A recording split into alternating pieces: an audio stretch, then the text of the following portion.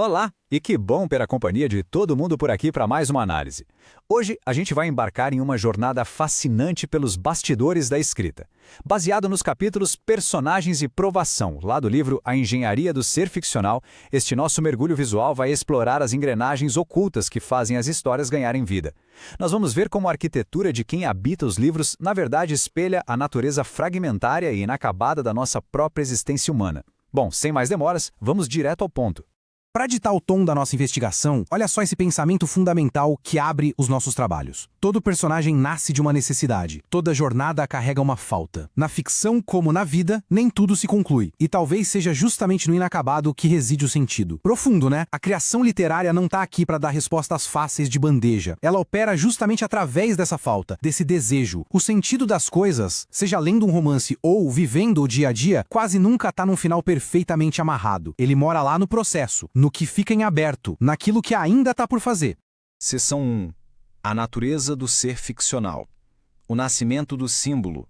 É aqui que a gente precisa desconstruir uma baita de uma ilusão sobre a literatura.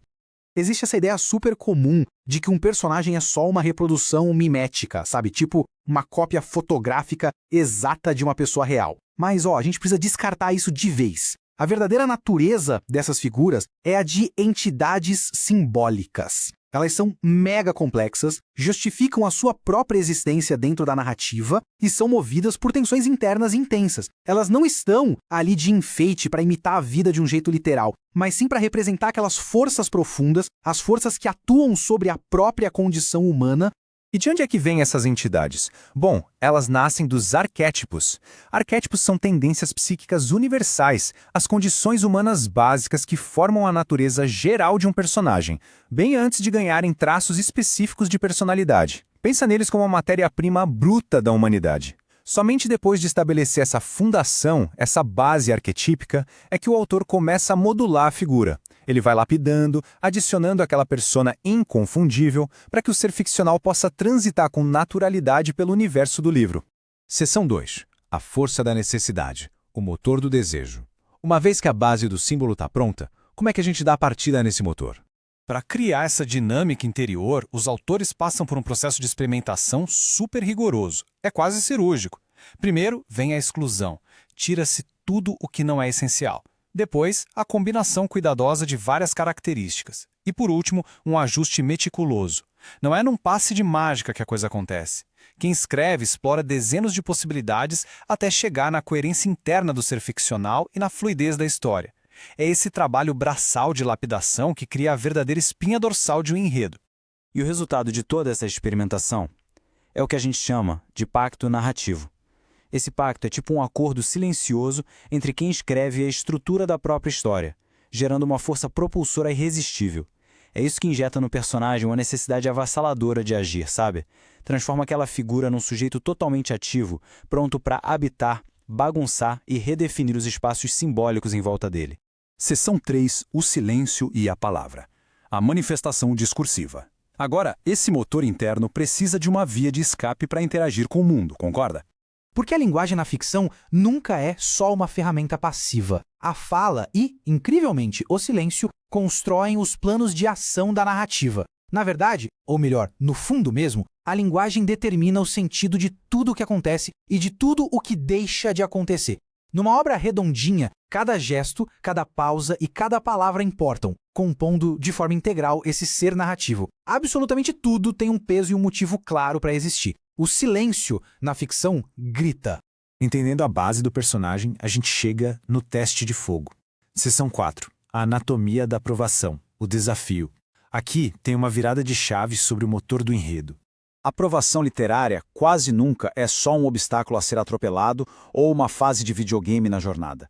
A aprovação é um experimento simbólico altamente intencional. O objetivo de verdade? Interpelar quem está lendo. Ela usa os perrengues internos dos personagens para fazer a gente questionar o nosso próprio senso de conclusão, de propósito. É um diálogo silencioso, super poético com o mundo aqui de fora, além das páginas. E aí, na prática, os personagens ganham competências específicas para lidar com essas provações. Mas o pulo do gato é entender que essas especializações refletem exigências profundas da narrativa. Elas nunca, jamais são perfumaria ou escolhidas por acaso. Elas orientam o íntimo do personagem e garantem que as escolhas dele reverberem na experiência de leitura, criando um eco lá na mente de quem está acompanhando a história. O que nos leva diretamente para o coração estético e emocional dessa análise. Seção 5. A estética do inacabado. A beleza do incompleto. Sabe aquela sensação que a gente tem às vezes lendo uma cena de que algo ficou no ar? O autor cria de propósito um ambiente de tarefas suspensas. Mesmo quando a ação principal parece ter terminado, fica uma sensação de continuidade interrompida, como uma porta deixada sutilmente entreaberta. É uma construção meticulosa de pontas soltas, criando uma atmosfera onde nada, nunca, parece totalmente finalizado e confortável. E por que alguém faria isso? Simples. A incompletude não é uma falha estrutural. Deixar as coisas em aberto não é erro de edição, não é desleixo, nem falta de imaginação, não. É uma escolha hiper sofisticada. É a tentativa literária nua e crua de imitar a nossa própria vida. Afinal, pensa bem, o nosso dia a dia, quantas situações ficam sem uma resolução definitiva ou sem aquelas respostas perfeitinhas, de manual? Várias, né? É exatamente essa constatação que conduz a gente para a reta final dessa teoria toda. Seção 6. O espelho da existência, refletindo a realidade, onde ficção e vida dão as mãos. O impacto disso na hora de ler é incrível. Essa ambiguidade deliberada, criada pelas tarefas inacabadas, funciona como uma provocação existencial contínua. O grande gol dessas obras é despertar um estado de consciência que ultrapassa a capa do livro. Isso acaba gerando derivações na nossa mente, criando caminhos alternativos de imaginação que expandem o efeito desse experimento muito além da palavra fim.